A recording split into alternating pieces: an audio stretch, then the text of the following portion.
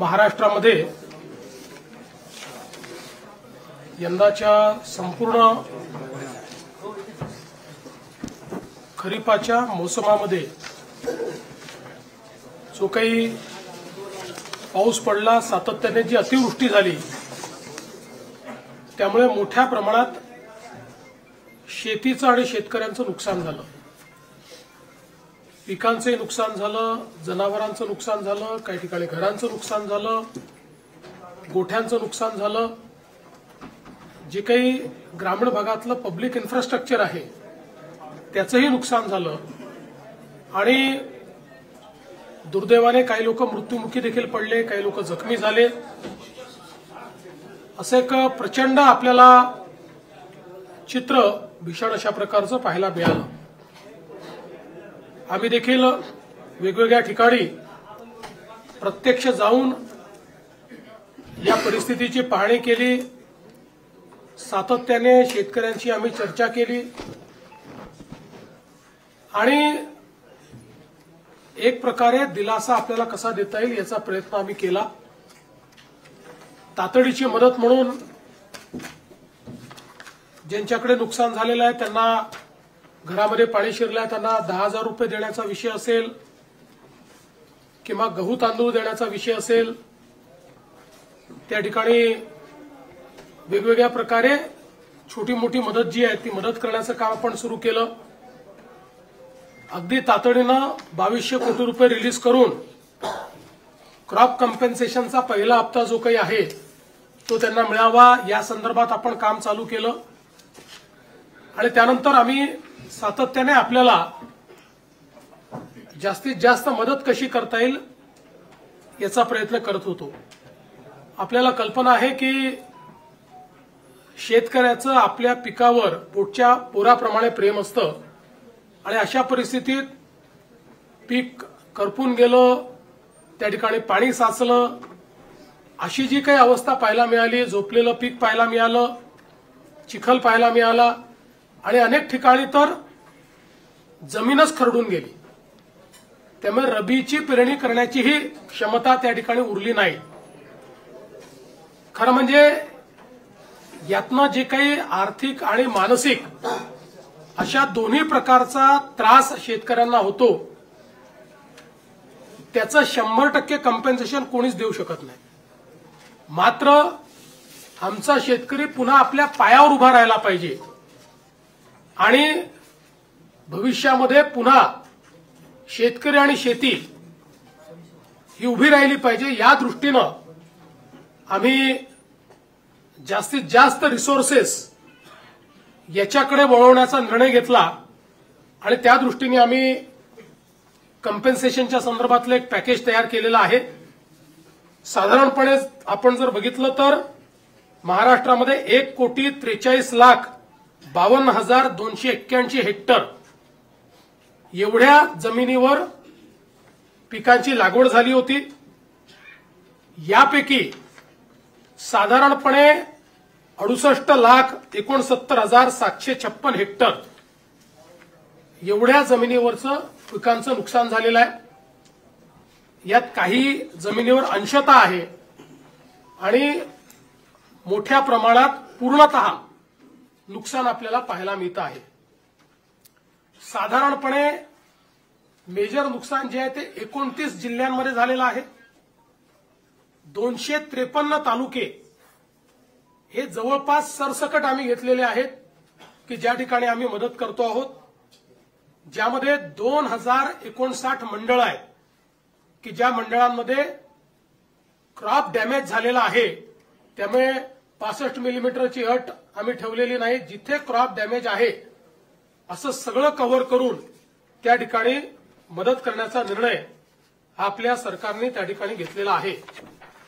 एकूण सर्व प्रकारची जी मदत आपण करतो आहे, ज्यामध्ये क्रॉप डॅमेज आहे, ज्यामध्ये खरडून गेलेल्या जमिनीचा विषय असेल किंवा मृत व्यक्तींना मदत असेल, जखमींना मदत असेल, इस्पितळातली मदत असेल, 10,000 रुपये जे आपण देतो ती मदत असेल, पूर्णतः जे नष्ट झालेले पडझड झालेले घरं आहेत जी 100% गेली आहेत त्याला पूर्णपणे आपण नव्याने घरं बांधण्याकरता त्या ठिकाणी मदत करणार आहोत आणि नव्याने प्रधानमंत्री आवास योजनेतला नवीन घर समजून त्याला पूर्ण पैसे देऊन त्या ठिकाणी त्या घराची निर्मिती आपण करणार आहोत.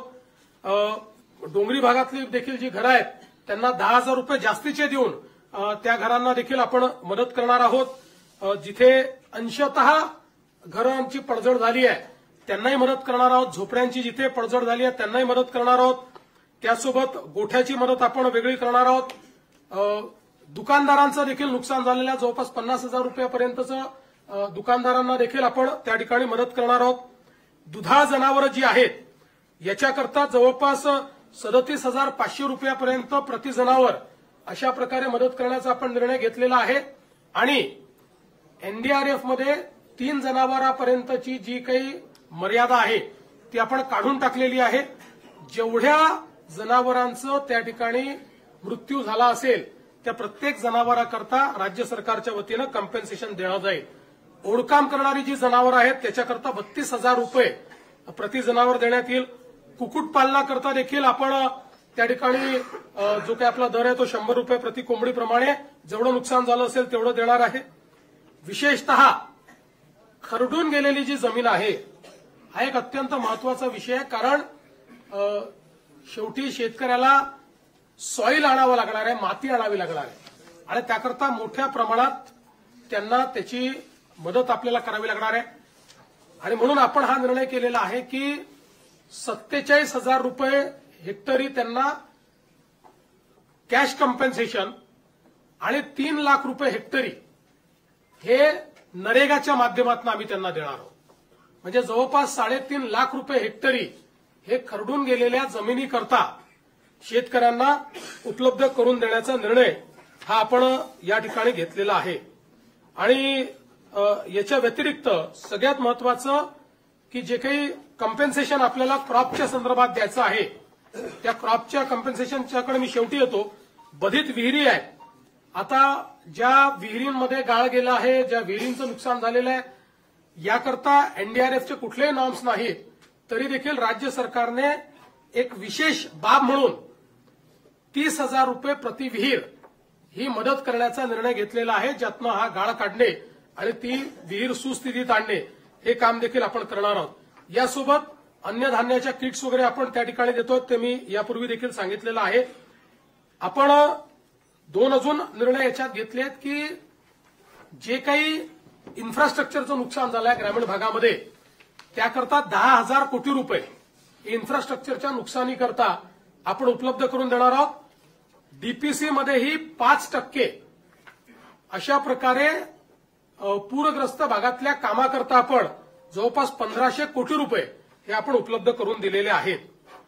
एक मागणी सातत्याने यायची, ओला दुष्काळ जाहीर करा, ओला दुष्काळ जाहीर करा. त्या संदर्भात आम्ही जी घोषणा केली होती त्यानुसार टंचाई म्हणजे ज्याला आपण बोलीभाषेत दुष्काळ म्हणतो किंवा अवर्षण असतं त्या वेळच्या ज्या काही उपाययोजना आहेत त्या सगळ्या उपाययोजना याला ओला दुष्काळ किंवा ओल्या टंचाईचा काळ समजून त्या सगळ्या उपाययोजना आपण त्या ठिकाणी करणार आहोत. ज्यामध्ये जमीन महसुलात सूट असेल, कर्जाचं पुनर्गठन असेल, शेतीशी निगडीत कर्जाच्या वसुली स्थगिती असेल, कृषी पंपाच्या चालू वीज तर बिल तर आता लागतच नाही त्यामुळे तो विषय संपलाय. वीज बिल आम्ही वसूलच करत नाही. शालेय व महाविद्यालयीन विद्यार्थ्यांना परीक्षा शुल्कात माफी हे देखील करण्यात येणार आहे.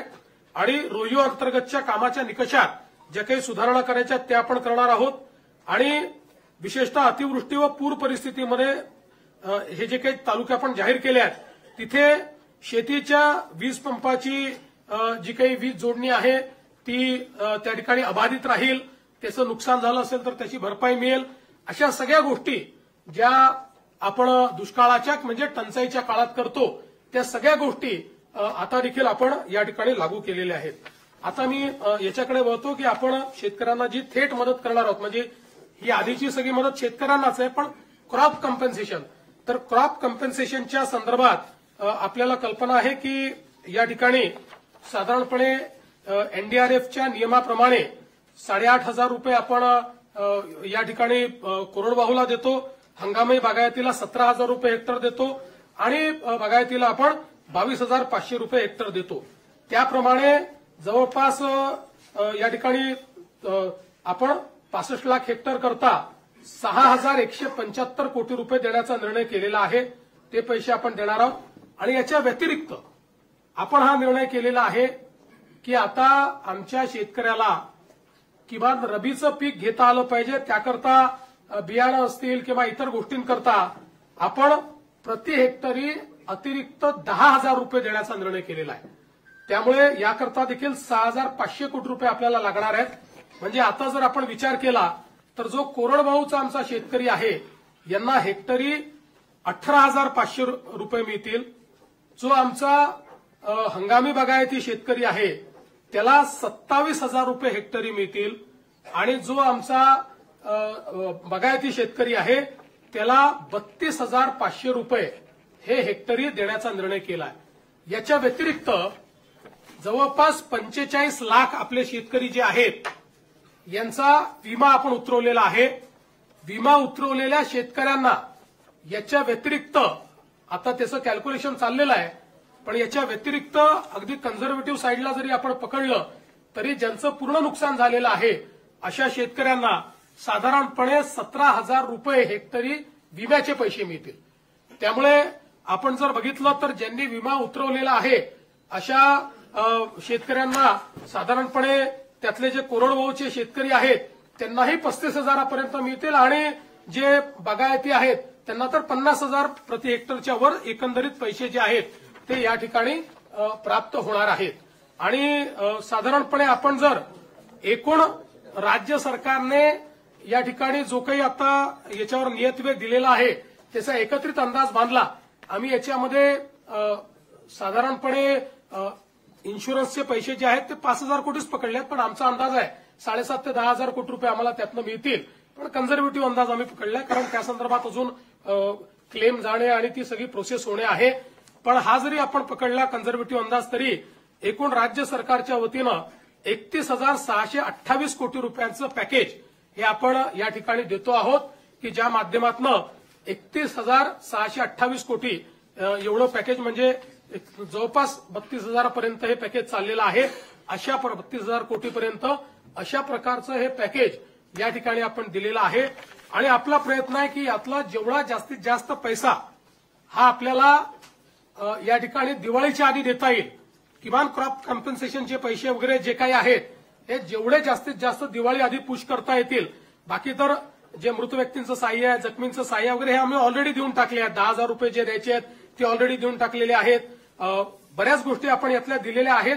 काही गोष्टी ज्या राहिलेल्या आहेत त्या सगळ्या गोष्टी आणि क्रॉप कॉम्पेन्सेशनचे पैसे हे आपण त्या ठिकाणी देण्याचा प्रयत्न करणार आहोत. आणि आपण जर विचार केला तर निव्वळ क्रॉप कॉम्पेन्सेशन करता आपण याच्यामध्ये जे पैसे देतो ते देखील जवळपास 18,000 कोटी रुपयांपेक्षा जास्त आहेत. म्हणजे मला असं वाटतं की आतापर्यंतच्या इतिहासात सर्वात जास्त पैसे हे क्रॉप कॉम्पेन्सेशनला देण्याचा प्रयत्न या ठिकाणी आपल्या सरकारच्या माध्यमातून आम्ही केलेला आहे. आम्ही तिघांनी बसून याच्यावर खूप विचार केला आणि हा निर्णय केला की 4 खर्च कमी करावे लागले तरी देखील आपण त्या संदर्भात मागे पुढे पाहू नये. कारण शेतकऱ्यांवर अभूतपूर्व अशा प्रकारचं हे संकट आहे आणि म्हणून आपण जे काही जास्तीत जास्त करता येईल तो करण्याचा प्रयत्न आम्ही करू. याच्या व्यतिरिक्तही आमचा हा प्रयत्न आहे.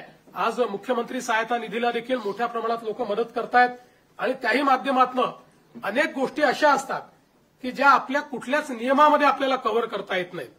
त्यामुळे अशा प्रकारच्या ज्या काही गोष्टी हळूहळू आढळतील त्याच्यावर आम्ही मुख्यमंत्री सहायता निधीतनं किंवा काही लोकांनी सीएसआर देखील देण्याचं मान्य केलं आहे. त्या सीएसआरच्या माध्यमातून आपल्याला कशी मदत करता येईल या संदर्भातला प्रयत्न आमचा असणार आहे. कुठल्याही परिस्थितीमध्ये शेतकऱ्यांच्या मुलांचं शिक्षण हे याच्यामुळे बाधित होऊ नये, त्यांची स्वप्न कुठेतरी खंडित होऊ नये अशा प्रकारचा प्रयत्न या माध्यमातून आम्ही या ठिकाणी केलेला आहे. त्यामुळे हे सगळं मी आपल्यासमोर पॅकेज ठेवलेलं आहे. मी माननीय अजितदादा आणि शिंदे साहेबांना विनंती करतो की त्यांनी देखील मत याच्यावर व्यक्त करावं.